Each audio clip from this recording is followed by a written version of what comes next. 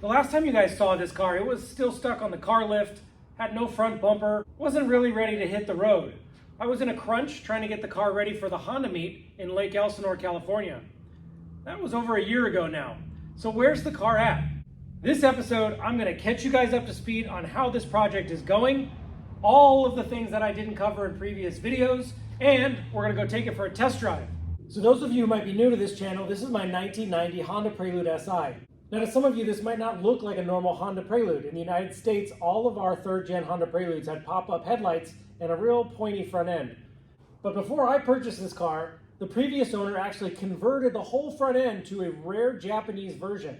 In Japan, for the final 2 years of the third gen Honda Prelude, they got a special fixed headlight front end.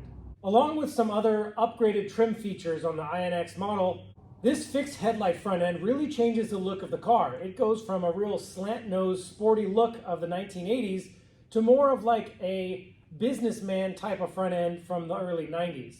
If you're curious about all of the Prelude INX parts that are on this car, go back to some previous episodes. Since this is episode 14, I have 13 prior episodes that go from the point in which I bought this car to where it is right now. I cover everything from the engine swap to the exterior modifications to redoing the complete interior of the car as well. But today, I'm going to show you all of the things that haven't been covered in those previous 13 videos, all of the final details that I did in that last week push before that Honda meet. So let's get started. So let's start with the obvious. The car is no longer on a car lift and actually drives on its own power. Some of the small details on the exterior that weren't covered in the previous videos are things like repainting the front bumper, attaching a Volvo lip, making a custom canard, and repiping the chrome trim around the front bumper and the back bumper. Let me show you what I'm talking about. The front bumper on the car when I got it had a bit of damage and the paint was just in really bad shape. So I ended up having to sand the whole bumper down and repaint it so that it matched the rest of the car that we polished back up again. I sanded and polished the bumper lights to clean them up as well, and then I painted the center grille black as it would have been from the factory. In an attempt to try to field off all of the questions about the front end on this car, I mimicked the Prelude Inc.'s catalog car that had this type of a plaque on the front bumper. So I actually laser cut these two pieces, painted the outside black, and stuck it to the front bumper so it looks like their demo car in 1990. One of my favorite parts about this INX front end is the headlight and fog light combo. This was a pretty common look for Honda in the 1990s, but it really updated this car from the early 80s look that it had with the previous front end. This car's also been updated to LED headlights, so at night this front end sort of resembles the DC2 Integra front end in Japan. The front lip is off of a Volvo, and I had to do quite a bit of heating and bending to get it to fit this bumper correctly. It's been known to fit the pop-up headlight front bumper a little bit better. Just for the car meet, I also designed and 3D printed these little side canards. The main reason was because the side of the lip only came to maybe 2 inches before the end of the bumper, so there was a gap there. So I designed and 3D printed a little canard and double-sided tape and screwed it onto the side of the bumper. I don't think this is going to be what I keep on here permanently. I think what I'm going to actually end up doing is just maybe using like a 1-inch add-on lip on the bottom of the bumper instead of this lip and canard setup. The main reason that I'm probably going to change it is because this isn't low enough for me, and that's almost touching the ground. So in order to get the front end to the ride height where I can drive it around and not rip the whole front end off, I'm gonna have to get something a little bit smaller. Now the back ride height is pretty much set at this point. I've actually played around with the rear ride height quite a bit. Initially, I had it higher than this, and then for the car meet, I actually went about 3/4 of an inch lower than this, which looked really cool, but it had a rear raked look. The front end was way too high compared to the back. So now I've settled on this right here, which is clearly tucking the tires and has a really low aggressive stance, but there's still plenty of rear wheel travel and the car doesn't ride terribly. The final touches on the back of the car, as I mentioned in the last episode, involved polishing the taillights, hand painting the lettering on the centerpiece, changing some of the emblems, polishing the tips. But another thing that I did to really refresh the back end of this car is replacing the chrome piping in the bumper itself. Now this is the Japanese INX rear bumper. The US model cars don't have a chrome trim like this, But this chrome trim was really worn out and flaking and looked terrible on the back bumper. So after I polished the paint back out, the flaking trim really took away from the look of the car. This is just an adhesive back chrome trim. I believe it's 8mm or something like that in width. And you can actually just purchase this on Amazon or, other retailers like that have body trim type of parts. And once I put that chrome trim back on that rear bumper, it basically just completed the whole look. Unless you get super close, it's really hard to tell that this paint has been on this car for well over a decade.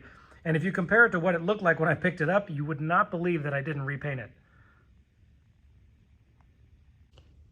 Since the last episode, the car now has all the interior put back together. I had put the steering wheel and the shifter and shift knob and shift boot together, but I hadn't gotten those Sparco seats in. I am so incredibly happy with these Sparco GT seats. This is sort of like their entry-level seat that's reclinable that they offer. So a lot of people think that the quality is going to be low, but they're really impressive. All of the materials that these are made out of do not feel cheap. They feel very durable. They feel like they're going to last a long time. And overall, the styling really matches the Prelude's interior. The only issue that I really ran into was the fitment to the door panel was pretty tight. So I had to be very careful when mounting these seats onto the seat brackets that I used to make sure that the side of the seat was able to clear the door panel. Let me show you on the other side. The side of the seat has this bolster adjusting knob. When you twist this, the side of the seat gets wider and narrower. And as you can see, when you close the door, it's real close to the door panel. So I actually have this seat positioned sort of in between the rear interior panel and the door panel. So if you're a passenger in my car, don't slide the seat forward because it might actually hit the door panel. But besides that one tight fitting area, the rest of the seat fitment is perfect. I highly recommend these seats to anybody thinking about upgrading their Prelude or Civic interior of this era. You will not be disappointed by the quality of these for the price point that they're at. They are incredibly cheap for the quality. Here's just one final flyby of the interior. As mentioned in previous episodes, the interior carpet was gray. I've since painted it black, and the carpet interior paint worked great. There's no residue when you touch the carpet at all now. And if I hadn't just told you that this was spray painted carpet, you would not have believed me. The dash cleaned up pretty good. I had to use a lot of reconditioning on it to get rid of some sun faded spots, but it looks like that reconditioning has held up pretty well. Again, we've got the EK9 double DIN stereo delete and EK9 shift boot with JSP shift knob, Sparco steering wheel. It's just a real simple combo that I think matches the era of the car, isn't really overdone, and would almost sort of look like a Honda optioned interior if they had that on these cars back then. Back in 1999, my first car was a 1991 Honda CRX SI, Tahitian green.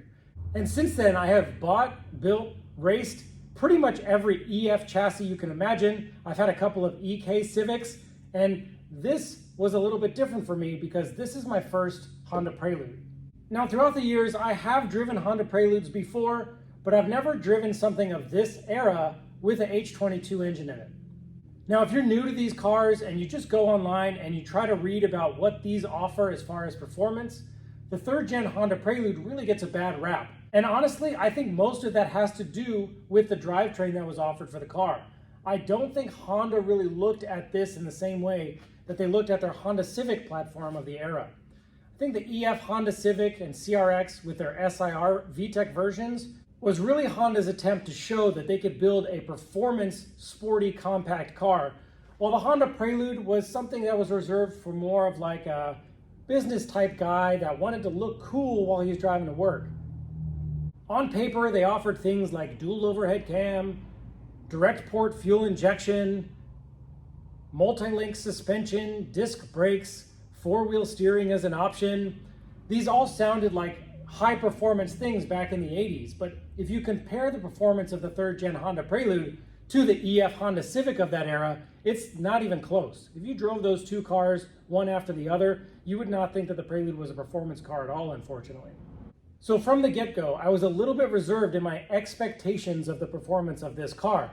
Now, everybody knows the H22A engine is a great platform. It makes about 200 horsepower, has a really nice VTEC crossover, has way more torque than, let's say, your B16A engine does. And as a part of this project, I made sure to mate it to the Euro R close ratio LSD transmission to really try to enhance the performance and utilize the power band of the H22. So if you followed the series at all, this is a Japanese H22A short block. It's a P13 US first generation H22A cylinder head. It has the first generation double butterfly intake manifold that I've removed the butterflies from. And besides that, the engine is completely stock. The external modifications include the Mugen Euro R CL1 airbox, the Mugen header, and it actually still has a factory exhaust system that's way too small for this engine. But overall, I was incredibly surprised when I took the car for a first test drive. I think a lot of it has to do with the short gearing on the Euro R transmission. It really makes the car feel a lot lighter than it actually is. Now, these cars are not known for being lightweight, so finding the torque band of the H22 engine and making sure that you're always in that high torque area of the engine's power is the key to making a heavy car not feel so heavy. Thanks to the Falcon Azenas tires that we put on the front, this thing has very little wheel spin when you're accelerating. I can imagine that if this setup was on the car in 1989, 1990, the tires that were available back then would not work well with this engine combo. But because we've got newer technology and higher performance tires available to us, we can utilize the high torque H22 engine without having a lot of extra wheel spin, making the car difficult to drive, or simply just being able to put that power to the ground and feeling the acceleration.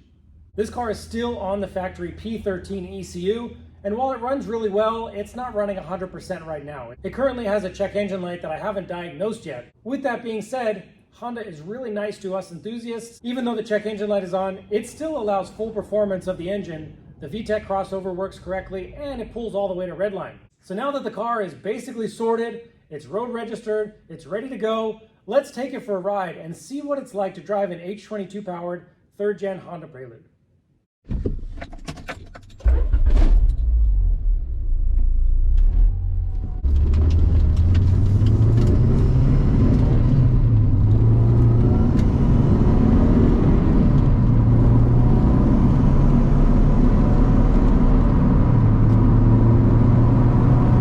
Now bear with me here for a little bit. This car still has not had an alignment done since I've done all of this work. I just did a little bit of toe adjustment with some measuring tapes on the shop floor to get the thing so that the wheels are pointed somewhat straight.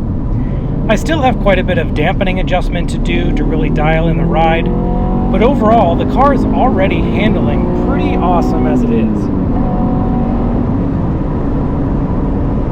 By far, the number one standout on this car, of course, is the engine and transmission combo. But what I remembered from driving other Preludes a long time ago was that the shifter feel wasn't good.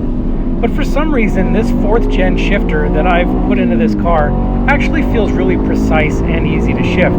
That was a big surprise to me.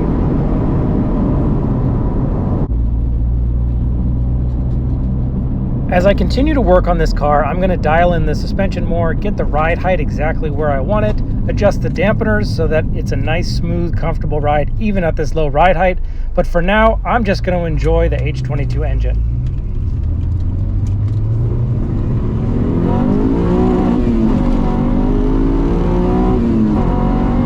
The gearing of this Euro R transmission is simply perfect with the factory computer and H22.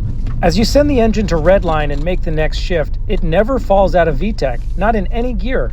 The way that Honda designed it, it goes straight to redline, straight back to its full power.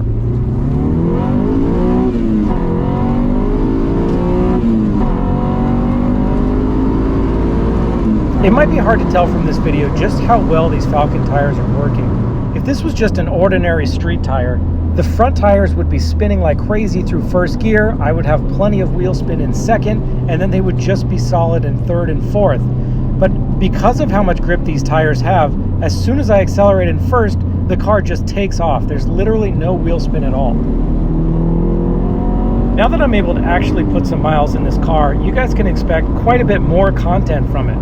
I really want to go sort of like a deep dive on this chassis and go over all the pros and cons of building this car versus something else. I'm going to also introduce you guys to my new CRX project, so I'll be able to do side-by-side comparisons between this BA4 Prelude chassis and an '88 Honda Civic CRX HF with a B16A engine swap.